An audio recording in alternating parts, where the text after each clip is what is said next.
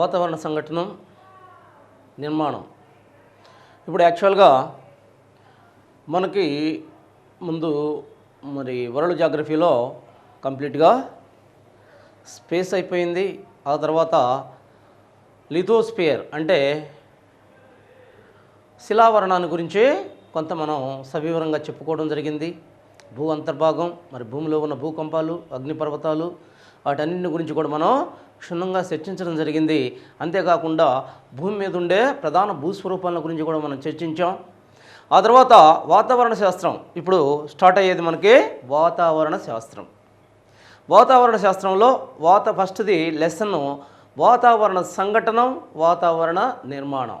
ఇది important. First lesson వాతావరణ సంఘటన నిర్మాణం లేదా వాతావరణ నిర్మాణం సంఘటన ఏదైనా చెప్పుకోవచ్చు.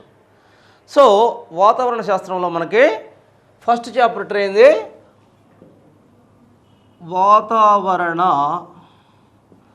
సంఘటనము.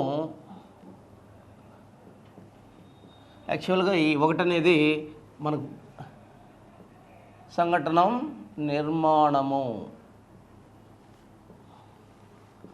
వాతావరణ సంఘటనం నిర్మాణం అనేది యాక్చువల్గా లెసన్.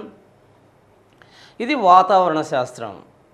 మనకి యాక్చువల్గా చూస్తే ఫిజికల్ జాగ్రఫీలో వాతావరణ శాస్త్రం అంటే ఏంటి, వాతావరణం అంటే అసలు వాతావరణం అంటే ఏంటి? భూమి చుట్టూ మనం చూసినట్టయితే మన కంటికి కనిపించని ఒక పొర మనల్ని నిత్యం రక్షిస్తూ ఉంటుంది.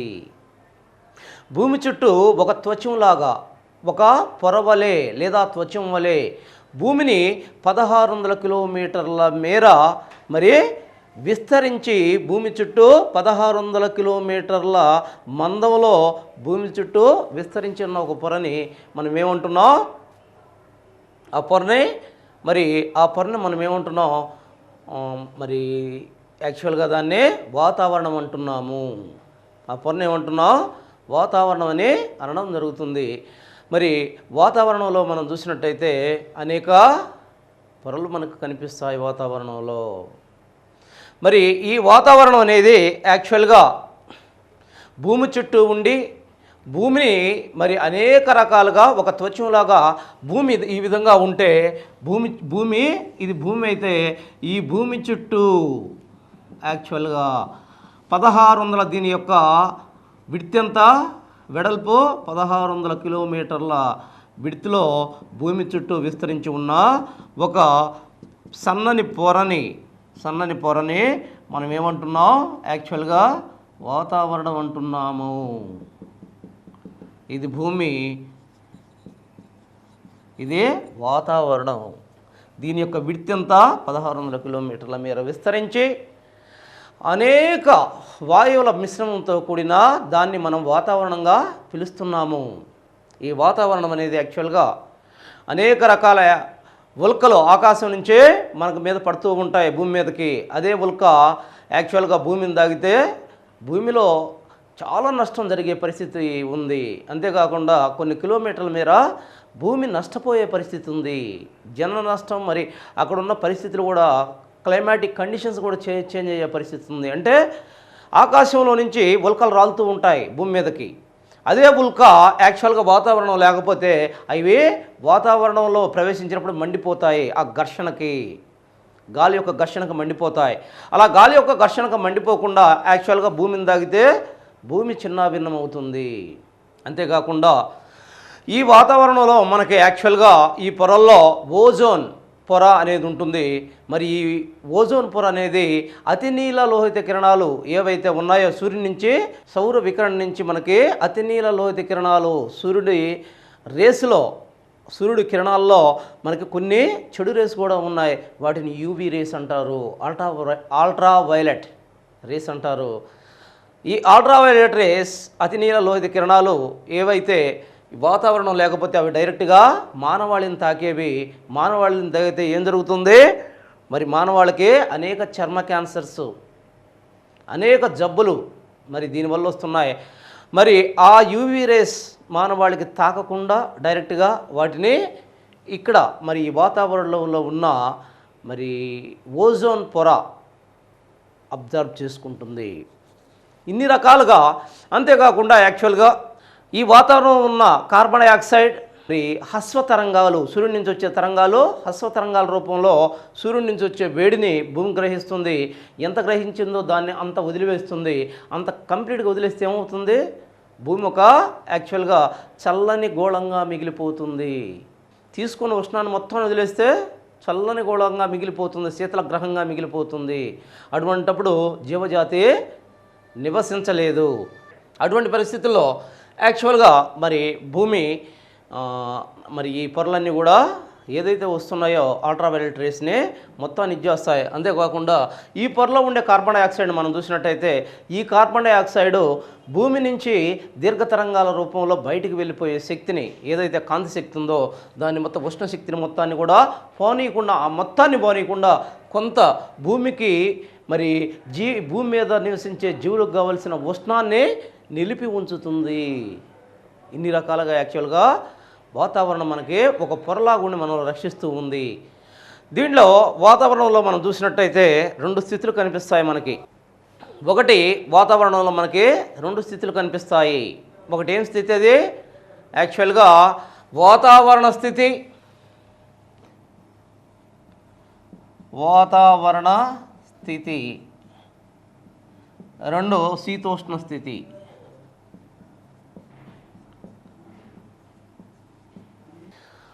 వాతావరణ స్థితి లేదా వాతావరణం అంటే బ్రాడ్గా చెప్పుకున్నాం.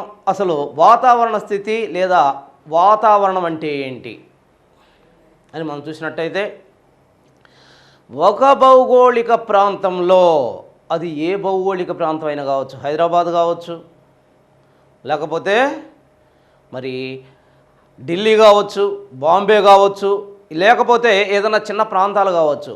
ఒక భౌగోళిక ప్రాంతంలో మరి ఆ ప్రాంతంలో ఉన్న ఉష్ణోగ్రత, వర్షపాతం, పీడనం, గాలిలో ఆర్ద్రత, వీటిని శీతోష్ణ స్థితి కారకాలు అంటారు. ఏమంటారు? శీతోష్ణ స్థితి కారకాలు అంటారు.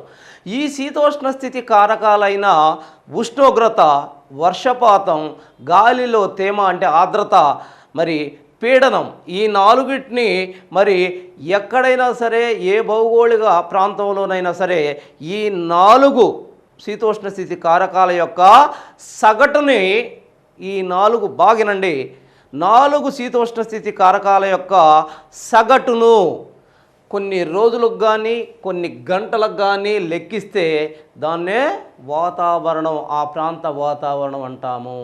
మనకి ఏమొస్తాయి?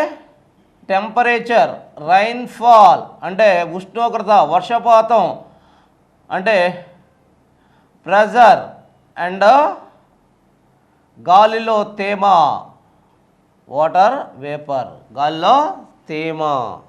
మరి ఈ 4టిని యాక్చువల్గా ఒక భౌగోళిక ప్రాంతంలో ఒక ఊరికి వెళ్ళామనుకోండి, ఈ 4 ఎంత ఉన్నాయి అక్కడ అని వాటిని 4టిని శీతోష్ణ స్థితి కారకాలు అంటారు. వాటిని తీసుకొని వాటిని కొన్ని భౌగోళిక ప్రాంతంలో లేదా ఆ ఊరిలో వాటిని కొన్ని రోజులకు కానీ లేదా కొన్ని గంటల కంటే తక్కువ టయానికి లెక్కిస్తే అది ఆ ప్రాంతం యొక్క వాతావరణ స్థితిగా ఉంటుంది. అలా కాకుండా దాన్నే ఆ ప్రాంతం యొక్క వాతావరణం అని అంటారు. అలా కాకుండా సేమ్ ఈ 4టినే ఏంటయ్యే టెంపరేచరు అంటే ఉష్ణోగ్రత, వర్షపాతం, గాలిలో తేమ, పీడనం, మరి వీటిని ఒక భౌగోళిక ప్రాంతంలో, అదే భౌగోళిక ప్రాంతంలో కొన్ని సంవత్సరాలకి లెక్కిస్తే, కొన్ని నెలలకు కానీ కొన్ని సంవత్సరాలకు కానీ, మెయిన్ ఏంటంటే కొన్ని సంవత్సరాలకు లెక్కిస్తే, సపోజ్ హైదరాబాద్ తీసుకుందాం. హైదరాబాద్లో ఉష్ణోగ్రతని, వర్షపాతాన్ని, పీడనాన్ని, గాలిలో తేమని, వీటి 4టిని మరి దరిదాపులు 35 సంవత్సరాలకు లెక్కించామనుకో, ఎంతకు లెక్కించాలి? సగటున 35 సంవత్సరాల కన్నా ఎక్కువ కాలం లెక్కించాలి. అట తీసుకుంటారు. 35 సంవత్సరాలుగా కన్నా ఎక్కువ కాలం మరి ఈ 4టిని ఒక భౌగోళిక ప్రాంతంలో, సపోజ్ హైదరాబాద్లో లెక్కిస్తే దాన్నే శీతోష్ణ స్థితి అంటారు. ఆ ప్రాంత శీతోష్ణ స్థితి, ఆ భౌగోళిక ప్రాంత శీతోష్ణ స్థితి. ఇదేమో ఆ భౌగోళిక ప్రాంత వాతావరణాన్ని కొన్ని రోజులకి లేదా కొన్ని గంటలకు లెక్కిస్తే దీన్ని మాత్రం మనం ఎంతగా లెక్కిస్తున్నాం? యాక్చువల్గా కొన్ని సంవత్సరాలకు లెక్కిస్తున్నాం.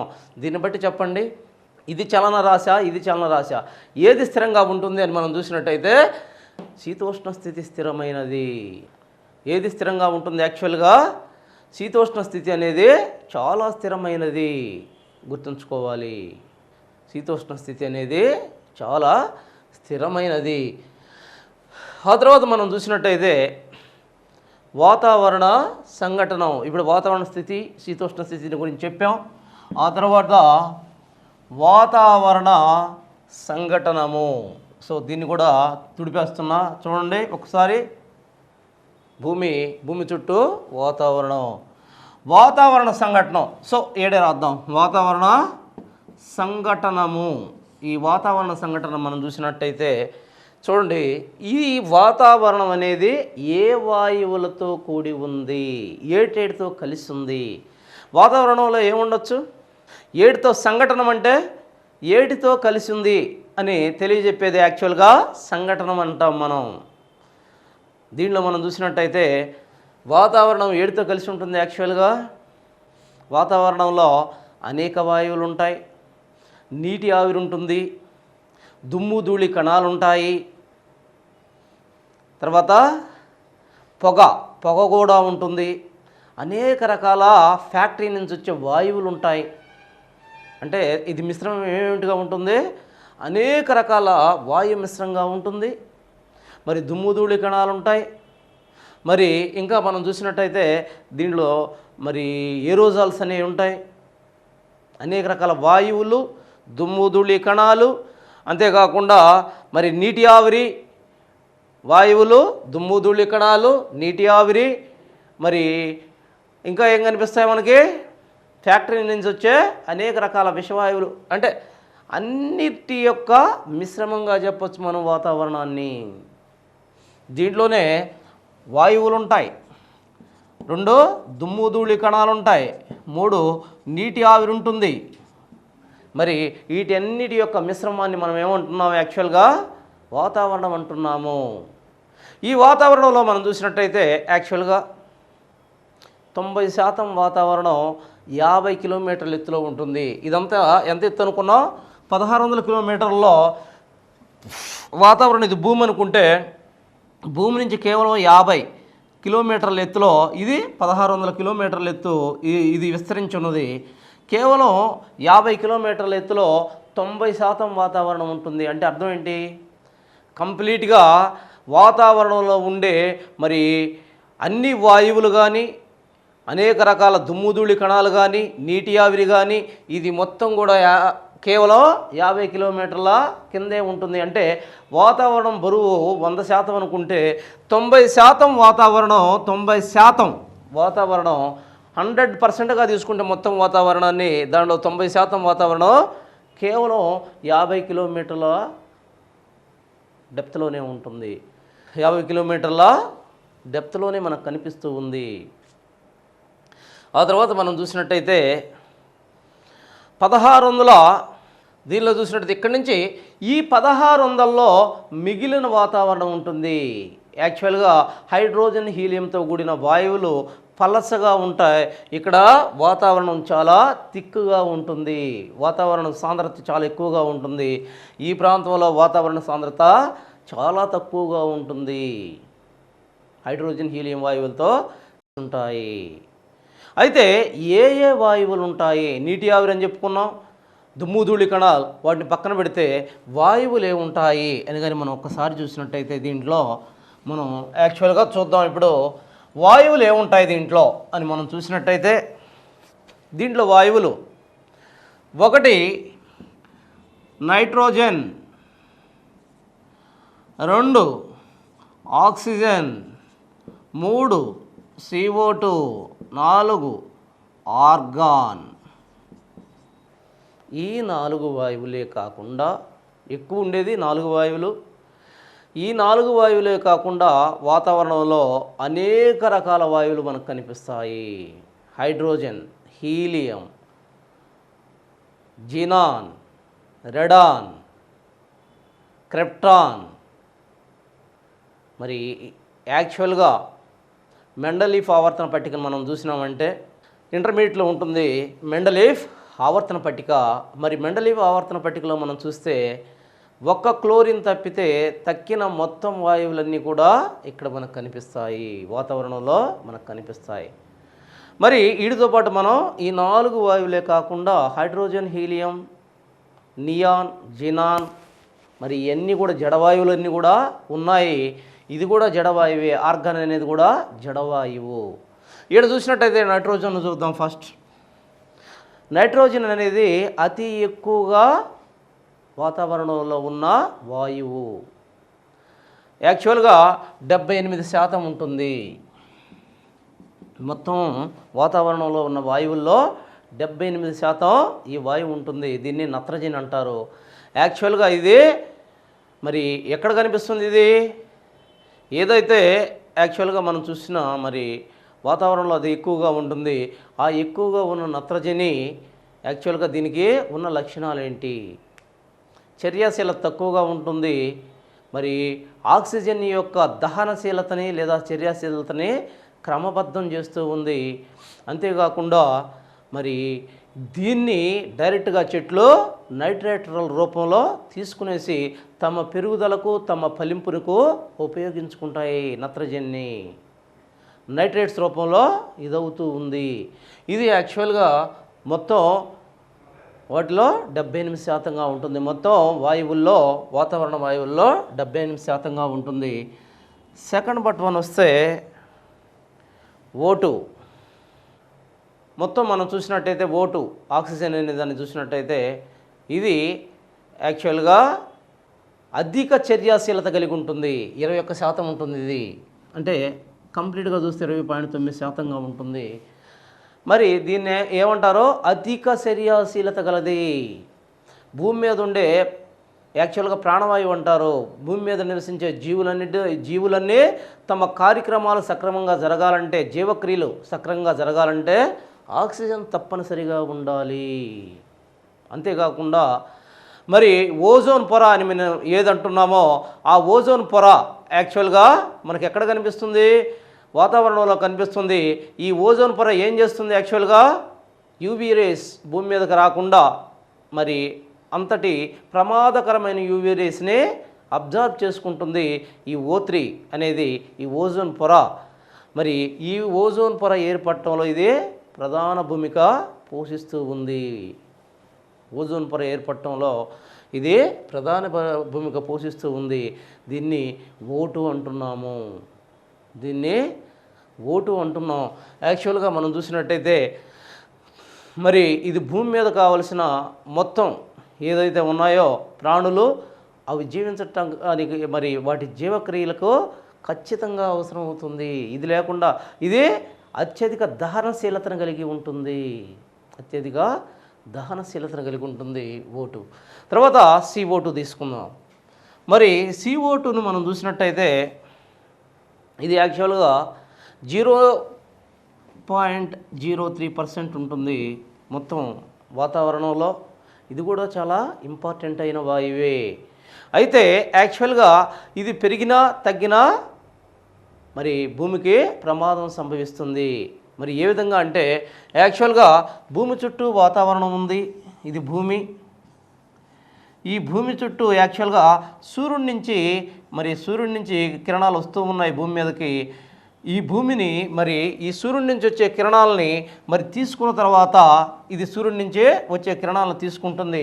సూర్యుడి నుంచి వచ్చే కిరణాలను తీసుకున్న తర్వాత మరి భూమి అబ్జర్వ్ చేసుకుంటుంది. అబ్జర్వ్ చేసుకున్న తర్వాత మరి లాంగ్ వేవ్ రేడియేషన్స్ రూపంలో మరలా విశ్వాంతరాల్లోకి పంపించేస్తూ ఉంటుంది ఉష్ణాన్ని. మరి ఇట్లా పంపించేటప్పుడు ఈ వాతావరణంలో ఉన్న CO2 ఉంటుంది వాతావరణంలో. మరి ఈ CO2 ఏం చేస్తుందంటే విశ్వాంతరంలోకి పోనీయకుండా కొంత ఉష్ణాన్ని ఆపి ఉంచుతుంది. ఇక్కడ ఆపి ఉంచుతుంది ఈ ఒక పొరలాగా. ఎప్పుడైతే ఆపి ఉంచుతుందో దానివల్ల యాక్చువల్గా ఈ వాతావరణం వేడెక్కుతుంది, భూమి వేడెక్కుతుంది. ఎప్పుడైతే ఈ వాతావరణం భూమి వేడెక్కిందో దానివల్ల భూమి మీద నివసించే జీవులు కావలసిన వాళ్ళు ఏదైతే వాళ్ళ జీవనానికి కావలసిన శక్తి దీనివల్ల వాళ్ళకి లభిస్తూ ఉంది. సో ఇది CO2.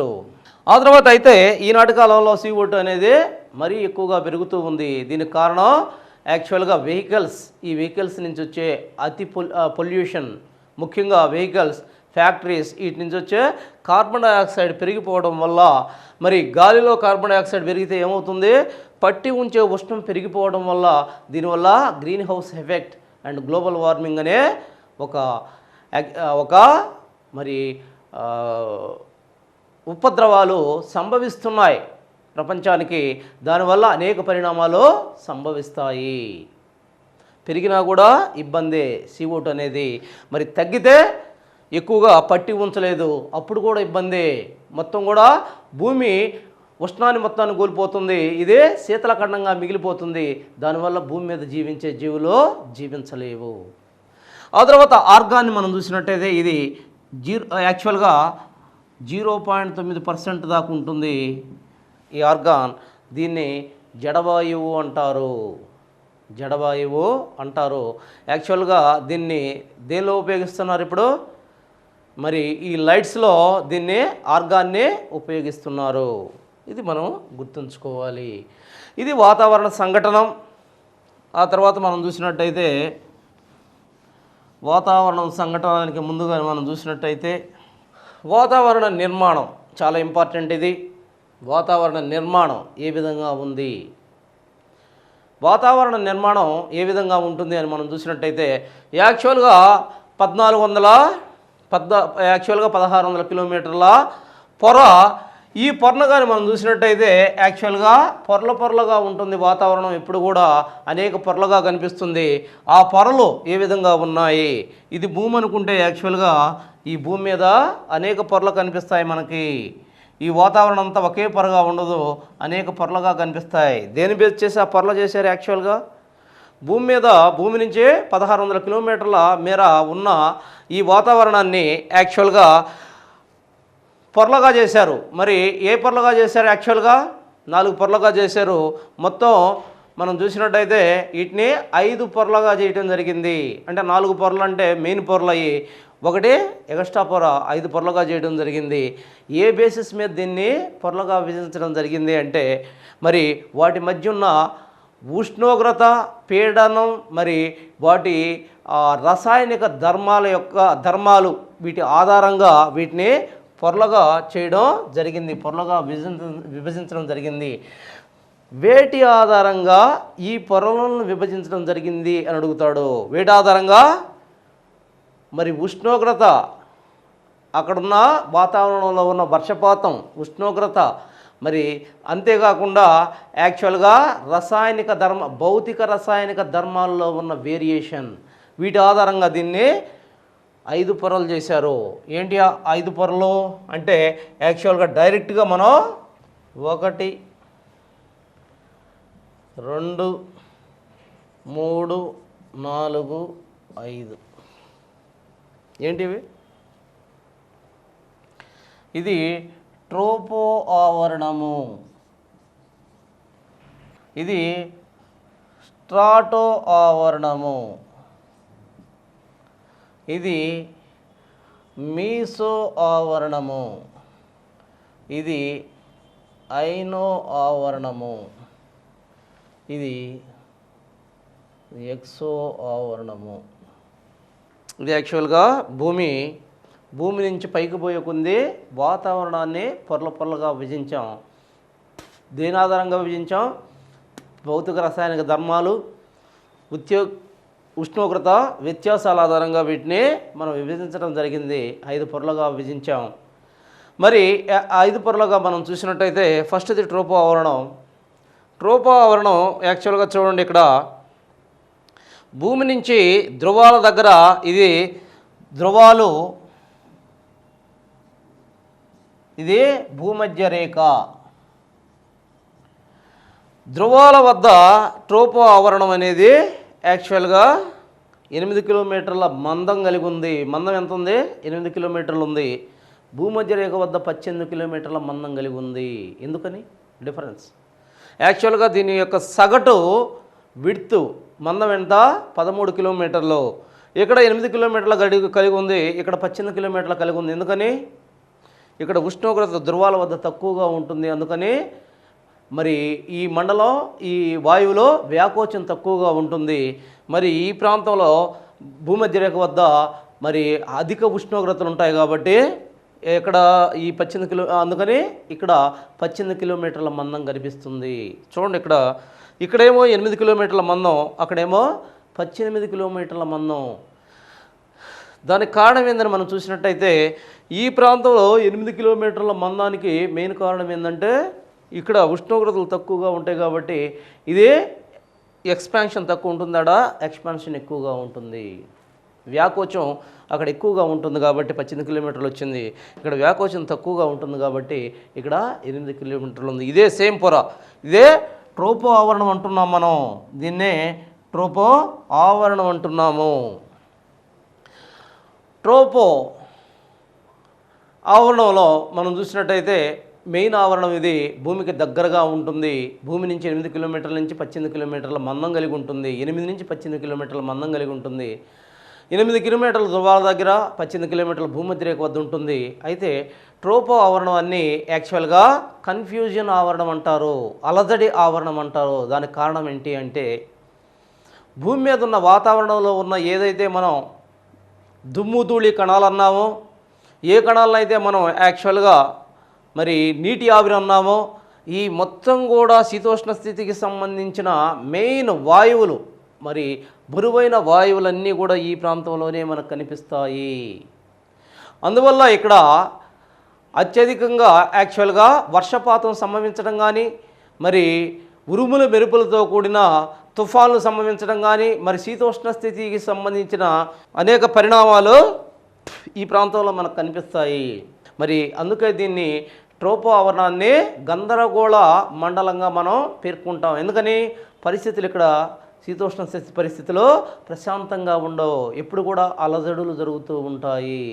మేఘాలు ఏర్పడటం, నీరు మేఘంగా మారడం, యాక్చువల్గా ఆవిరవడం, మేఘాలుగా మారడం, ఆ మేఘాలు మళ్ళీ ఉరుముల మెరుపులతో మళ్ళీ వర్షించడం, మరి ఈ ప్రాసెస్ మొత్తం కూడా మరి అంతా కూడా ఇక్కడే జరుగుతుంది. అంతేకాకుండా 90% వాతావరణం మనం చెప్పినట్టు చాలా అంటే 70 నుంచి 90% వరకు వాతావరణం మొత్తం కూడా ఈ ట్రోపో ఆవరణంలోనే మనకు కనిపిస్తూ ఉంది. ఎందుకని?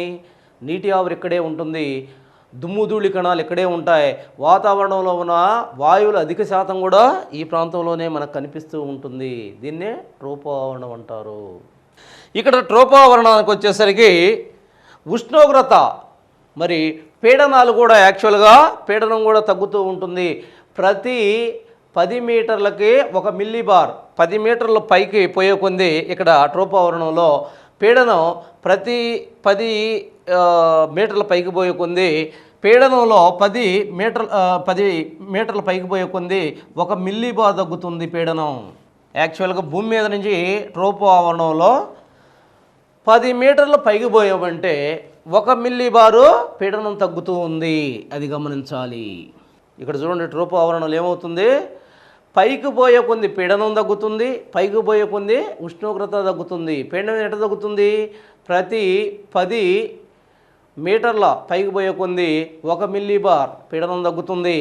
ఉష్ణోగ్రత ప్రతి 165 మీటర్ల ఎత్తుకు పోయే కొంది 1 డిగ్రీ ఉష్ణోగ్రత తగ్గుతుంది. అంతేకాకుండా 1 కిలోమీటర్ పైకి పోయే కొంది 6.4 డిగ్రీల సెంటీగ్రేడ్ ఉష్ణోగ్రత తగ్గుతూ ఉంది. సో దీన్ని యాక్చువల్గా ఏమంటారో ట్రోపో ఆవరణము అంటారు. ఇక్కడ చూడండి, ఇది ట్రోపో ఆవరణం, ఇది స్టాటో ఆవరణం. ట్రోపో ఆవరణంలో లాస్ట్ చివరగా మనం చూసినట్టయితే ఈ ప్రాంతంలో ట్రోపో ఆవరణం పైభాగంలో మనకి చాలా వేగవంతమైన మరి వంకల తిరుగుతూ ప్రయాణించే కొన్ని వాయు ప్రవాహాలు ఉన్నాయి. చాలా వేగవంతమైన వాయు ప్రవాహాలు, అవి వంకలు తిరుగుతూ అధిక వేగంతో ప్రయాణిస్తూ ఉంటాయి. వాటిని ఈ ప్రాంతంలో ఉంటాయి. అవి ట్రోపో ఆవరణం యొక్క పైభాగంలో ఉంటాయి. వాటిని జెట్ స్ట్రీములు అంటారు. యాక్చువల్గా జెట్ స్ట్రీమ్లు సహజంగా ఎక్కడ ఉంటాయి? 12 కిలోమీటర్ సగటు ఎత్తు, భూమి నుండి 12 కిలోమీటర్ల సగటు ఎత్తులో ఇవి మరి ఈ ప్రాంతంలో కనిపిస్తాయి మనకి. వీటినే జెట్ స్ట్రీమ్లు అంటారు. ఆ జెట్ స్ట్రీమ్లో ట్రోపో ఆవరణం యొక్క పైభాగంలో మనకు కనిపిస్తాయి. ఇది యాక్చువల్గా ట్రోపో ఆవరణం యొక్క మొత్తం మామూలుగా కంప్లీట్గా ట్రోపో ఆవరణాన్ని గురించి మనం క్షుణ్ణంగా చర్చించాం. రెండు స్టాటో ఆవరణం, మరి ఇది స్టాటో ఆవరణం అన్నాం, ఇది ట్రోపో ఆవరణం అన్నాం. ఈ రెండిటికి మధ్య ఒక సరిహద్దు రేఖ గీయబడి ఉంది. ఈ రెండిటికి మధ్యలో మరి గీయబడిన ఈ ఊహారేఖని, ఈ సరిహద్దు రేఖని ట్రోపోపాజ్ ఏమంటారు? దీన్ని ట్రోపోపాజ్. ట్రోపోపాజ్ యాక్చువల్గా ట్రోపోపాజ్ అంటారు. ఇక్కడ జెట్ స్ట్రీమ్లు ఉంటాయి, మనకి జెట్ స్ట్రీమ్లు ఉంటాయి, ట్రోపోపాజ్ అంటారు. అయితే ఇందాక మనం చెప్పుకున్నాం ఈ ఆవరణంలో పైకి పోయే కొంత ఉష్ణోగ్రత ఏ విధంగా తగ్గుద్దని కూడా చెప్పుకున్నాం. ఇక్కడ చూడండి. సో ఇక్కడికి వచ్చేసరికి ఇక్కడ -45 డిగ్రీల సెంటీగ్రేడ్ ఉంటుంది. మరి ఈ ప్రాంతానికి వచ్చేసరికి స్టాటో ఆవరణం అన్నాము. ట్రోపో ఆవరణం నుంచి 50 కిలోమీటర్ల విస్తరించిన ఆవరణాన్ని, ఈ మందం మేర 50 కిలోమీటర్ల మందం మేర విస్తరించిన ఆవరణాన్ని మనం ఏమంటున్నాం? మరి పొరని స్టాటో ఆవరణం అంటున్నాం. ఇది ట్రోపో ఆవరణం అయితే ట్రోపో ఆవరణం పైన 50 కిలోమీటర్ల మేర విస్తరించిన మండలాన్ని మనం ఏమంటున్నాం? ట్రోపో ఆవరణ మండలం అంటున్నాం, స్టాటో ఆవరణ మండలం అంటున్నాం. ఈ స్టాటో ఆవరణంలో ఇంపార్టెంట్ అయింది, అది గుర్తుపెట్టుకోవాలి. స్టాటో ఆవరణంలో యాక్చువల్గా పైకి పోయే కొంది యాక్చువల్గా ఉష్ణోగ్రతలు పెరుగుతాయి. ఇక్కడ తగ్గినాయి, ఇక్కడ ఉష్ణోగ్రతలు పెరుగుతాయి. ట్రోపో ఆవరణం ఏదో స్టాటో ఆవరణం చివరి భాగంలో, అంటే స్టాటో ఆవరణం యొక్క చివరి భాగం పైభాగంలో పైభాగంలో ఉష్ణోగ్రతలు 0 డిగ్రీ C ఉంటాయి. ఎందుకని? ఇక్కడి నుంచి పైకి పోయే కొన్ని ఉష్ణోగ్రతలు చిన్నగా పెరుగుతాయి. మరి స్టాటో ఆవరణం చివరకు వచ్చేసరికి 0 డిగ్రీ సెంటీగ్రేడ్ ఉంటుంది ఉష్ణోగ్రత. మరి ఇక్కడ చూసినట్టయితే మనకి 2 పొరలుగా తీసుకుందాం దీన్ని. ఈ 50 కిలోమీటర్లలో 16 కిలోమీటర్ల నుంచి 25 కిలోమీటర్ల వరకు, అంటే ఈ ప్రాంతం, సపోజ్ ఈ ప్రాంతం వరకు దీనిలో మనకి ఎలాంటి అలజడులు కనిపించవు. కేవలం వర్షపాతాన్ని ఇవ్వని సిర్రస్ మేఘాలు కనిపిస్తాయి. ఇక్కడంతా కూడా మేఘాలతో కూడి ఉంటుంది ఈ ప్రాంతం అంతా. ఒక్క సిర్రస్ మేఘాలు, వర్షపాతాన్ని ఇవ్వని సిర్రస్ మేఘాలు కనిపిస్తాయి ఇక్కడ. మరి ఈ 16 నుంచి 25 కిలోమీటర్ల విడ్త్లో మనకేం కనిపిస్తుంది? యాక్చువల్గా ప్రశాంత మండలం, ఏ విధమైన అలజడులు ఉండవు, ప్రశాంతంగా ఉంటుంది వాతావరణం. ఈ ప్రశాంతమైన వాతావరణంలో జెట్ విమానాలు ఎగురుతాయి ఇక్కడ. ఎందుకని? జెట్ విమానాలు ప్రయాణించాలంటే వాతావరణం ప్రశాంతంగా ఉండాలి. అంటే వాతావరణం ప్రశాంతంగా ఉన్న ఈ ప్రాంతంలో జెట్ విమానాలు ప్రయాణిస్తూ ఉంటాయి.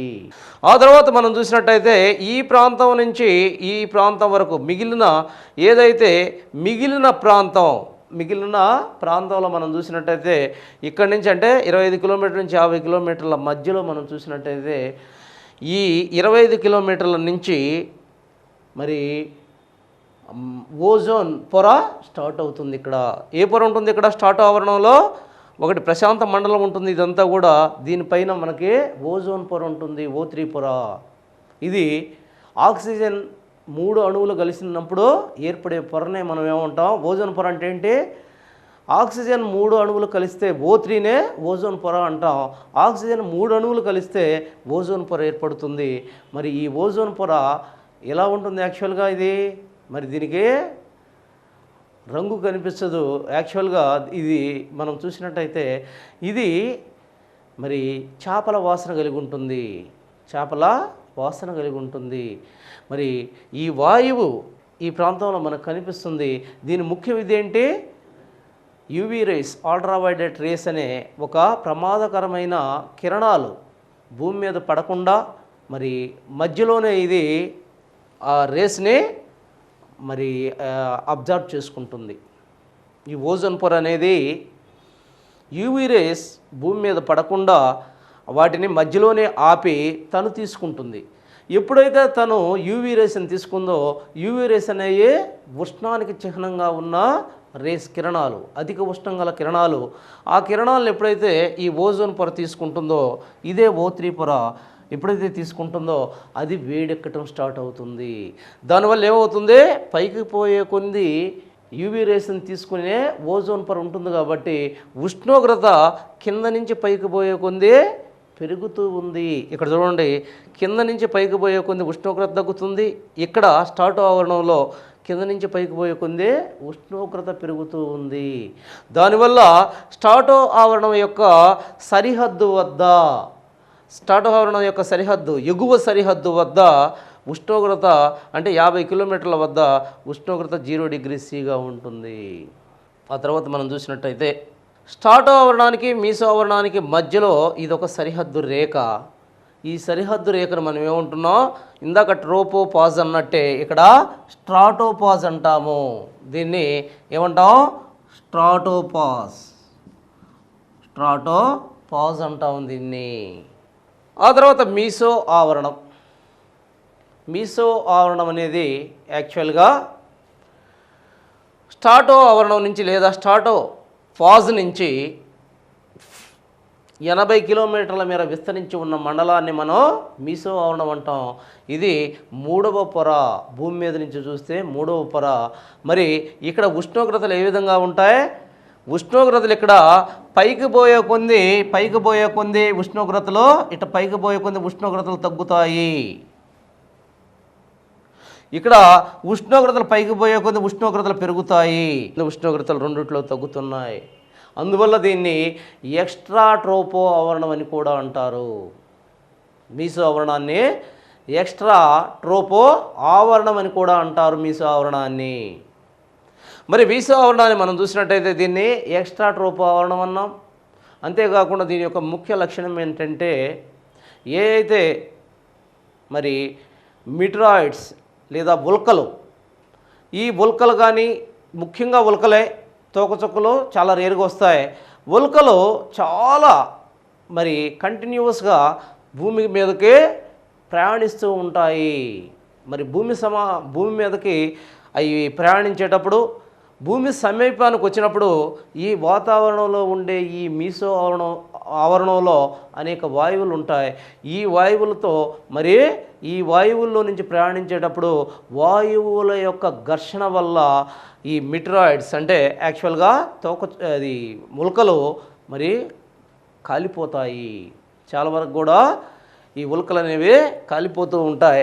ఈ ఉల్కలను కానీ మనం చూసినట్టయితే మరి ఇవి ఎక్కువగా రాత్రులందు మనకి నైట్స్ పైన కనిపిస్తూ ఉంటాయి, అవే బర్న్ అయిపోతూ ఉంటాయి. మెయిన్ కారణం ఏంటంటే మీసో ఆవరణంలో ఉండే వాయువులు యాక్చువల్గా ఈ ఉల్కలు బర్న్ అవడానికి మెయిన్ కారణం అవుతాయి. ఈ వాయువులు ఉంటాయి దీంట్లో.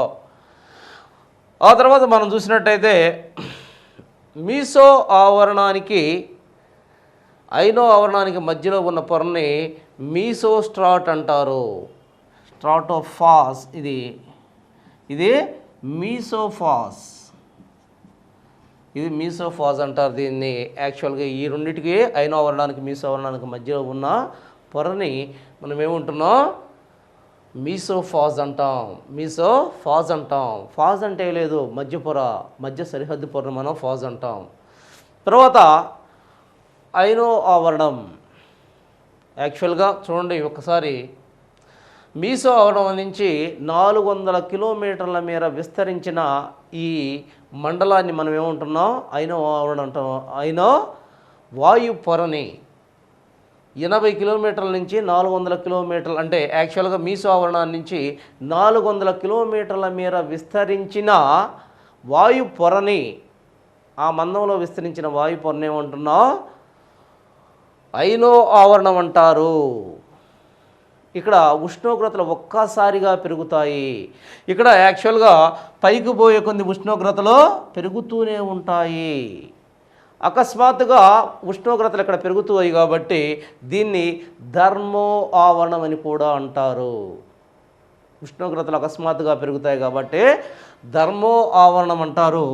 మరి ఈ ఐనో ఆవరణంలో ఉన్న అధిక ఉష్ణోగ్రతల వల్ల ఇక్కడున్న వాయువులు అయాన్లుగా మారిపోతాయి. ఈ అయాన్లుగా మారిపోయిన ఎప్పుడైతే అయాన్లుగా మారిపోతాయో, అయాన్లుగా మారిపోయిన మరి ఈ వాయువుల్లో ఉండే అయాన్లు అయనీకరణం చెందుతాయి. అయనీకరణం చెందడం అంటే అధిక ఉష్ణోగ్రత ఉంటుంది. అధిక ఉష్ణోగ్రత వల్ల ఇక్కడుండే వాయువులు అయనీకరణం చెందుతాయి. అయనీకరణం చెందడం అంటే అయాన్లుగా విడిపోతాయి. వాయువులో అయాన్లుగా విడిపోతాయి. విడిపోయిన అయాన్ల మధ్య మరి భౌతిక రసాయనిక చర్యలు జరుగుతాయి. థర్మోన్యూక్లియర్ చర్యలు జరుగుతాయి. ఏటి మధ్య బాగా గమనించాలి. ఇక్కడ అధిక ఉష్ణోగ్రత ఉంటుంది. అధిక ఉష్ణోగ్రత వద్ద వాయువులు అయనీకరణం చెందుతాయి, అంటే అయాన్లుగా విడిపోతాయి. విడిపోయిన అయాన్ల మధ్య థర్మోన్యూక్లియర్ చర్యలు జరుగుతాయి. థర్మోన్యూక్లియర్ చర్యలు జరగడం వల్ల ఏం జరుగుతుంది? థర్మోన్యూక్లియర్ చర్యలు జరుగుతాయి. ఈ థర్మోన్యూక్లియర్ చర్యలు జరగడం వల్ల యాక్చువల్గా ఈ ప్రాంతంలో మరి విద్యుదయస్కాంత తరంగాలు భూమి మీదకు ప్రసరిస్తాయి. అందువల్లే ఈ ప్రాంతంలో ఏదైతే రేడియో తరంగాల్ని పంపించినప్పుడు ఈ రేడియో తరంగాల్ని రిఫ్లెక్ట్ చేస్తాయి. అయాన్ల రూపంలో ఉన్న ఈ వాయు అణువులు, అయాన్ రూపంలో ఉన్న ఈ వాయు అణువులు వాటిని కిందకి రిఫ్లెక్ట్ చేస్తాయి, రేడియో తరంగాల్ని. మరి దానివల్ల సమాచార వ్యవస్థ మరి భూమి మీద సాఫీగా జరగడానికి ఇది కారణమవుతుంది. అందుకే దీన్ని సమాచార పొర అని కూడా అంటారు. సమాచార పొర అని కూడా అంటారు. ఆ తర్వాత ఎక్సో ఆవరణము. ఎక్సో ఆవరణాన్ని మనం చూసినట్టయితే ఎక్సో ఆవరణంలో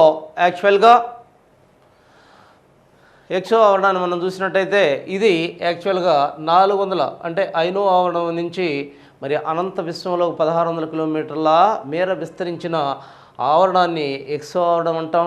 ఇక్కడ కూడా ఉష్ణోగ్రతలు విపరీతంగా పెరుగుతాయి. మరి అధిక ఉష్ణోగ్రతల వల్ల అంతేకాకుండా ఇక్కడ తేలికైన వాయువులో హైడ్రోజన్ హీలియం ఉంటుంది. ఇక్కడ ఈ యాక్చువల్గా మీసో ఆవరణం పైన -100 డిగ్రీల సెంటీగ్రేడ్ ఉంటుంది. అది గుర్తుంచుకోవాలి. తగ్గుతుంది కాబట్టి -100 డిగ్రీల సెంటీగ్రేడ్ ఉంటుంది. ఈ ప్రాంతంలో మనకి అధిక ఉష్ణోగ్రతలు, ఉద్యోగతలు కాకుండా అధిక ఉష్ణోగ్రతలు అన్నాడు. ఎక్సో ఆవరణంలో ఉష్ణోగ్రతలు అధికంగా ఉంటాయి. అంతేకాకుండా ఇక్కడ హైడ్రోజన్ హీలియం వాయువులు ఉంటాయి. ఇక్కడ ఉన్న అధిక ఉష్ణోగ్రత వల్ల ఈ హైడ్రోజన్ హీలియం వాయువులు యాక్చువల్గా ప్లాస్మా స్థితిలో ఉంటాయి. ఈ ప్లాస్మా స్థితిలో ఉన్న ఈ వాయువుల ధర్మాలు యాక్చువల్గా మన భూమి మీద ఉన్న వాయువుల ధర్మాలకే విరుద్ధంగా ఉంటాయి. అందుకనే దీన్ని విరుద్ధ ఆవరణం అంటారు. విరుద్ధ ఆవరణం అని కూడా అంటారు. ఎందుకంటారు విరుద్ధ ఆవరణమని? ఇక్కడ హైడ్రోజన్ హీలియం మాత్రమే ఉంటాయి. అధిక ఉష్ణోగ్రతల వల్ల ఇవి ప్లాస్మా స్థితిలో ఉంటాయి. మరి దానిలో ఉన్న అణువులు మరి కింద ఉన్న వాయువుల అణువులకు విరుద్ధంగా ఉంటాయి. మరి అందువల్ల దీన్ని విరుద్ధ ఆవరణం అంటారు. సో దీంతో మనం చూసినట్టయితే ఇదే ఎక్సో వాతావరణ సంఘటన నిర్మాణాన్ని గురించి మనం క్షుణ్ణంగా చర్చించడం జరిగింది. ఇక్కడ ఇవన్నీ కూడా మీరు గమనించాలి. ఇక్కడ చూడండి, ఉష్ణోగ్రత పైకి పోయే కొద్ది తగ్గుతుంది. ఇక్కడ ఉష్ణోగ్రత పైకి పోయే కొద్ది పెరుగుతుంది. మీసో ఆవరణంలో ఉష్ణోగ్రత పైకి పోయే కొద్ది తగ్గుతుంది. ఐనో ఆవరణంలో ఉష్ణోగ్రత పైకి పోయేటప్పుడు పెరుగుతుంది. ఇక్కడ కూడా అదే విధంగా జరుగుతుంది. ఇది మీరు ఖచ్చితంగా గమనించాలి. ఇది యాక్చువల్గా వాతావరణ నిర్మాణము ఎలా ఉంది అనే దాన్ని మనం క్షుణ్ణంగా చర్చించాం విత్ పటం సహాయంతో.